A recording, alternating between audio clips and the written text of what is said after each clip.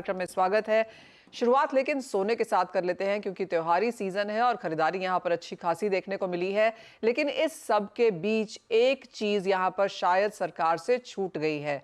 Budget के बाद भी ज्वेलरी और डायमंड सेक्टर पर हमने देखा है कि लगातार तेजी है। बजट में कई चीजों पर सरकार शायद ध्यान नहीं दे पाई, जैसे कि ड्यूटी ड्रॉबैक पर सरकार ने कुछ नहीं किया।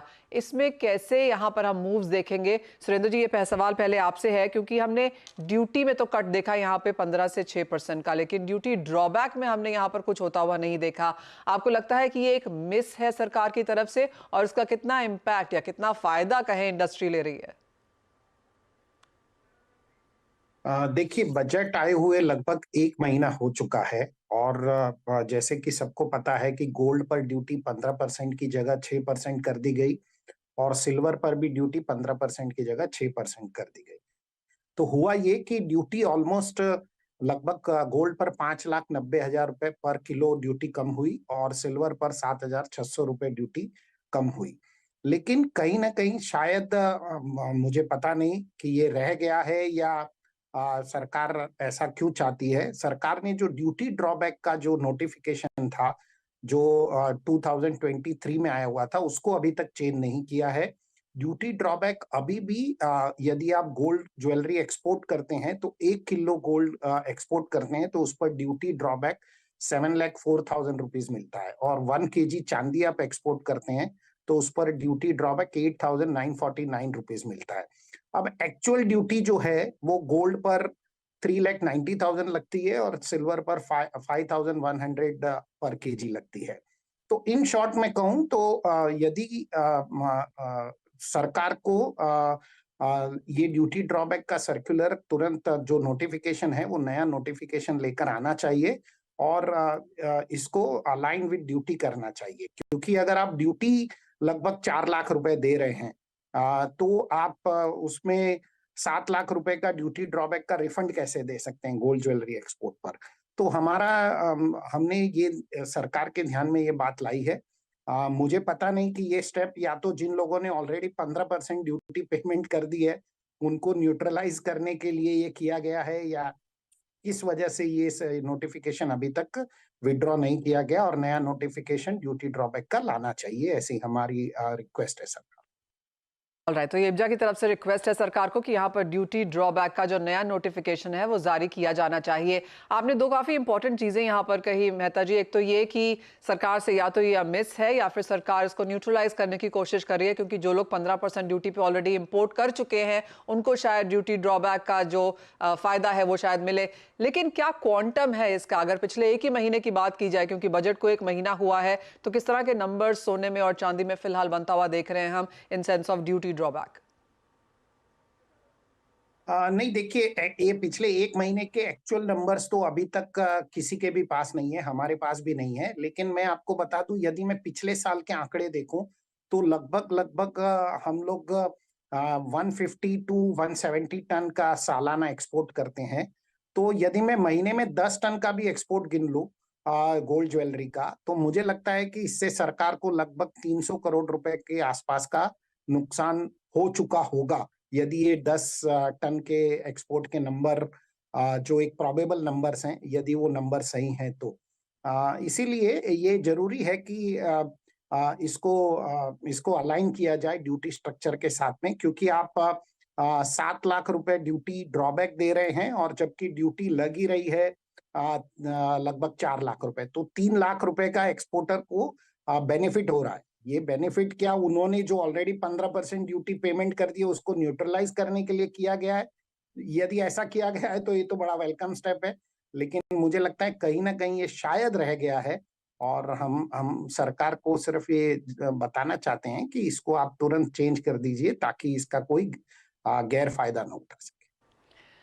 वेल एब्सोल्युटली सुरेंद्र जी, जो आपने कैलकुलेशंस बताई हैं उस लिहाज से अगर देखा जाए तो जिस तरह के इंपोर्ट्स यहाँ पर गोल्ड के हैं और अगर गोल्ड ज्वेलरी के एक्सपोर्ट यहाँ पर देखे जाए तो एक बहुत बड़ा नंबर है। तो जैसे सुरेंद्र मेहता जी ने हमें अभी यहाँ पर कैलकुलेशन करके बताई है, अगर आप सोना इंपोर्ट कर रहे हैं तो ड्यूटी के लिहाज से 390 रुपए प्रति ग्राम आप दे रहे हैं, लेकिन ड्यूटी ड्रॉबैक सोने की ज्वेलरी के एक्सपोर्ट पे आपको यहाँ पर मिल रही है करीबन 704 की। तो क्लियरली एक बहुत बड़ा ये अंतर है।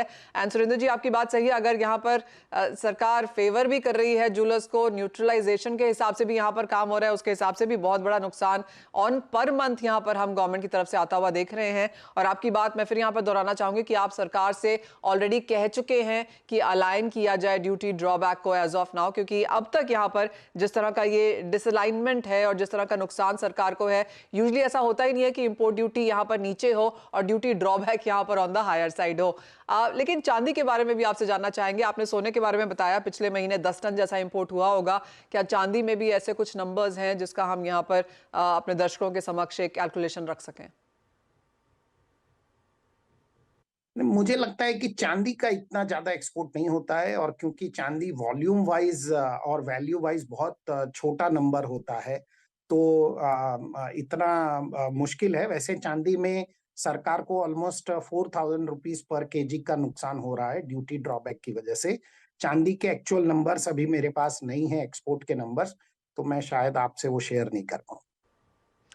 नो वरीज, बहुत शुक्रिया मिस्टर मेहता हमारे साथ आज यहाँ पर जुड़ने के लिए और बहुत डिटेल में बताने के लिए। एंड रिपीटिंग इट अगेन कि जो ऑलरेडी यहाँ पर सरकार से गुजारिश कर चुकी है कि इंपोर्ट ड्यूटी को साथ में यहाँ पर ड्यूटी ड्रॉबैक को अलाइन किया जाए, बिकॉज जिसका जो बीच में गैप है उसका क्लियरली ऑफकोर्स ज्वेलर्स को तो फायदा है ही, लेकिन वो कब तक चलेगा, एंड ऑफकोर्स ये एक अलाइनमेंट भी नहीं है। आगे बढ़ते हैं और यहाँ पर धर्मेश, आपका क्या सेंस है सोने के प्राइसेस पे, लेकिन आगे जाते हुए, क्योंकि क्लियरली जैक्सन होल की मीटिंग है आज शाम को, जेरेमी पावेल की स्टेटमेंट बाजार सुनना चाहेगा। उससे पहले जिस तरह की मुनाफा वसूली हमने सोने में आते हुए देखी है, आप कैसे देखते हैं प्राइसेस?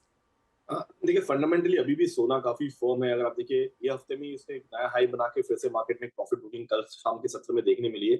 ये एक टेम्पररी करेक्शन है, बट फंडामेंटली अभी भी मैं काफी बुलिश हूँ। मैं एक्सपेक्ट करता हूँ कि जैसे रेट्स कट्स के न्यूज मार्केट में ये सिस्टम में आएंगे, आप ऑटोमेटिकली देखेंगे कि जैसे बॉन्ड्स बढ़ रहा है, इक्विटी बढ़ रहा है, गोल्ड में भी आपको अच्छी खासी तेजी देखने मिल रही है। बहरहाल अगर आप देखिए, on the other hand dollar में काफी पिटाई हो रही है, उस कारणवश भी काफी सोने में इसको सपोर्ट मिल रहा है। डोमेस्टिक मार्केट में मैं एक्सपेक्ट करता हूँ कि रुपया 85, 86 के स्तर आपको छू सकता है, तो यहाँ पे आपको एक अच्छी खासी तेजी प्राइस में आ सकते हैं, और 72,000 से 72,500 के स्तर आपको शीघ्र ही देखने मिलेंगे। अंतरराष्ट्रीय मार्केट में मैं 2550 से लेके $2600 के स्तर आपको 1 या 2 महीने के अंतराल में एक स्थिरता बनाते हुए देख सकते हैं। तो मैं फंडामेंटली काफी बुलिश हूँ। मैं सलाह दूंगा कि गिरावट पे आप सोने में निवेश करके चले, अपने पोर्टफोलियो का 5 से 10% और इसमें ऐड कर सकते हैं, क्योंकि मार्केट काफी बुलिश है यहाँ पे। सोने में खरीदारी करनी चाहिए। अमित, आपका क्या सेंस है, क्या चांदी में भी यही करने की राय देंगे? मनीषा जी, लेवल के लिहाज से देखा जाए तो ओवरऑल बाय का स्ट्रक्चर है। कल एक करेक्शन देखा गोल्ड सिल्वर दोनों में, ये एक अपॉर्चुनिटी को हम यूज कर सकते हैं। लेवल के लिहाज से देखें तो 83,800 इसका एंट्री पॉइंट है आज के लिए। ऊपर में लगता है 85,000 के भाव आज या कल के ट्रेडिंग सेशन में देखने को मिल सकते हैं। नीचे में 83,200।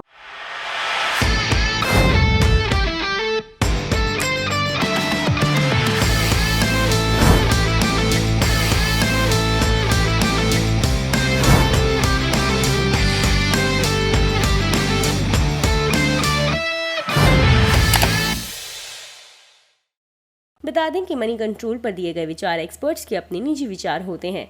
वेबसाइट या मैनेजमेंट इसके लिए उत्तरदायी नहीं है। यूजर्स को मनी कंट्रोल की सलाह है कि कोई भी निवेश निर्णय लेने से पहले सर्टिफाइड एक्सपर्ट की सलाह लें।